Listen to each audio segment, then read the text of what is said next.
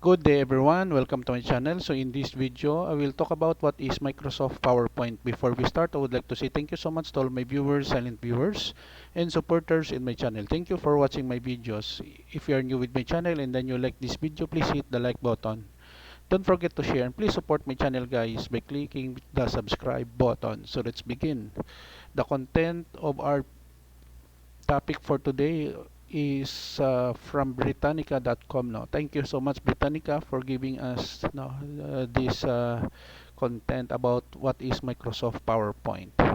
So, what is Microsoft PowerPoint?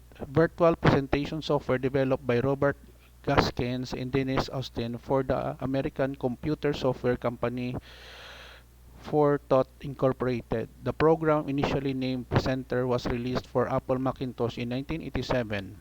In July of that year, the Microsoft Corporation, in its first significant software acquisition, purchased the rights to PowerPoint for $14 million.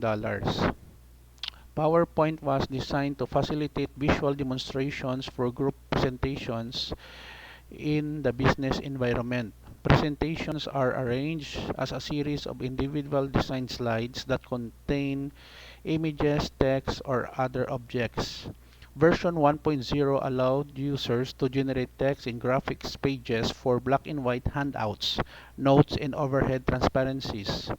Version 2.0, developed for both Macintosh and Microsoft Windows operating system, was upgraded to output 35mm color slides. The 1992 release of PowerPoint 3.0 introduced the now standard visual slideshow.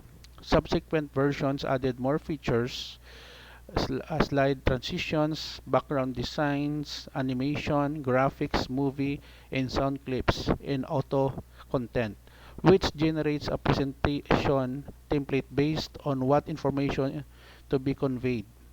In 2003, the renamed of Office PowerPoint reflected Microsoft's emphasis on standardizing the user interface and program functions across their suite of Office programs, which included Word, a word processor, and Excel, a spreadsheet program.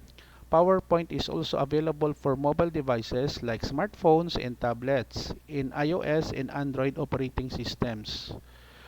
PowerPoint was developed for business use but has wide applications elsewhere, such as for schools and community organizations. The program was initially packaged as a standalone product, but its inclusion in the best-selling Microsoft Office suite assured its nearly total dominance in the presentation software market. Okay guys, so this is the end of my presentation and report about Microsoft PowerPoint, the most popular presentation software um, marketed by Microsoft Corporation. Thank you so much for watching. I hope that you have learned something new in this video. Don't forget to like, share, and please support my channel guys if you're new by clicking the subscribe button. See you in the next video tutorial guys. This is your friend Jake saying bye bye for now.